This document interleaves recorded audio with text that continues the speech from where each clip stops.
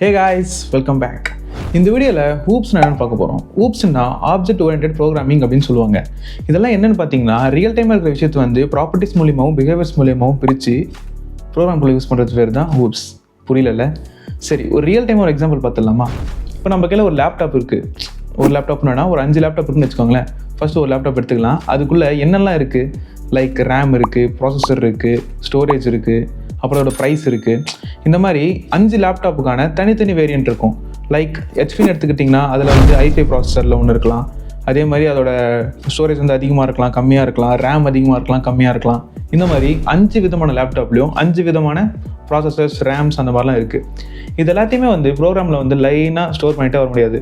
ஒரு எக்ஸாம்பிளை பார்த்து தெரிஞ்சுக்கலாம், அப்போ உங்களுக்கு புரியும். இப்போ என்கிட்ட ஃபஸ்ட்டு ஒரு லேப்டாப் எடுத்துக்கலாம். இதை நான் வந்து லேப்டாப் 1 அப்படின்னு ஸ்டோர் பண்ணி வச்சுக்கிறேன். இதுக்குள்ளே ப்ராசஸர் ஷார்ட்டாக ப்ராசஸ்ன்னு வச்சுக்கிறேன். ஈக்குவல் டு இன்டெல் i3 அப்படின்னு வச்சுக்கிறேன். ஓகே, நெக்ஸ்ட்டு போயிடலாம். இப்போ ரேம் போயிடலாம்.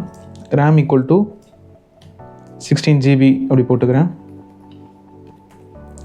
Next storage equal to 256 GB அப்படி கொடுத்துக்கிறேன். இப்போ என்கிட்ட ஒரு லேப்டாப் இல்லை, இந்த மாதிரி வந்து நிறைய லேப்டாப் இருக்குது. லைக் இப்போதைக்கு ஒரு 5 லேப்டாப் எடுத்துக்கலாம். இப்போ 5 லேப்டாப்புக்கு வந்து நான் இப்போது 1 by 1 போட்டு வர போகிறேன். அதே மாதிரி எல்லாத்தையும் எடுத்துக்கிட்டு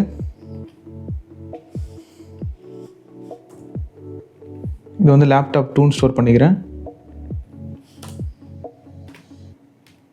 இதில் வந்து என்கிட்ட இன்டெல் i5 ப்ராசஸர் இருக்குது.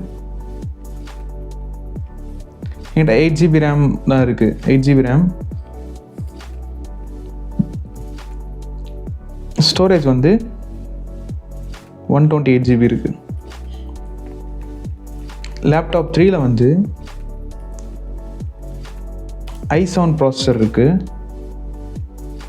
அதே 16 GB ரேம் இருக்குது. 256 GB ஸ்டோரேஜ் இருக்குது.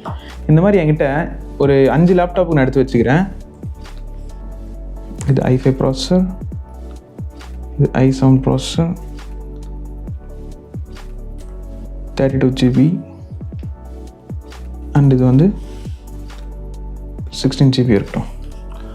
ஓகே, இப்போ நான் வந்து 5 விதமான லேப்டாப் எடுத்து வச்சுருக்கேன். இப்போ இந்த மாதிரி நிறைய லேப்டாப் இருந்துச்சுன்னா இந்த மாதிரி நிறைய லேப்டாப் நம்மளால் ஸ்டோர் பண்ணிகிட்டே வர முடியாது. அதனால் நிறைய கன்ஃபியூஷன்ஸ் வர சான்ஸ் இருக்குது. கோடிங் வந்து ரொம்ப பெருசாக போயிட்டே இருக்கும். இதுக்காக தான் ஊப்ஸ் கண்டுபிடிச்சாங்க. ஊப்ஸ்குள்ள என்னென்னு பார்த்தீங்கன்னா கிளாஸ் ஆப்ஜெக்ட்னு சொல்லிட்டு ஒரு விஷயம் இருக்குது. அதுக்குள்ளே வந்து ஈஸியாக அதில் தான் நம்ம ஸ்டோர் பண்ணி வச்சுக்கலாம். தேவைப்படுறப்போ நம்மளுக்கு ஒரு லைன் கோட்லேயே வந்து நம்மளுக்கு தேவைப்படுறப்ப நம்ம ஸ்டோர் பண்ணி வச்சுக்கலாம். இது எப்படிங்கிறத அடுத்த வீடியோவில் பார்த்து தெரிஞ்சுக்கலாம். இப்போ ஊப்ஸோட கீ கான்செப்ட்னு எடுத்துக்கிட்டிங்கன்னா கிளாஸ் இருக்குது, ஆப்ஜெக்ட் இருக்குது, இன்கேப்சுலேஷன் இருக்குது, அப்ஸ்ட்ராக்ஷன் இருக்குது, பாலிமார்பிசம், யூனிட்னு சொல்லிட்டு நிறைய விஷயம் இருக்குது. இதெல்லாம் என்னென்ன சின்ன சின்ன எக்ஸாம்பிளை பார்த்து தெரிஞ்சுக்கலாமா? இந்த வீடியோவில் இல்லை, அடுத்த வீடியோவில் பார்த்து தெரிஞ்சுக்கலாம்.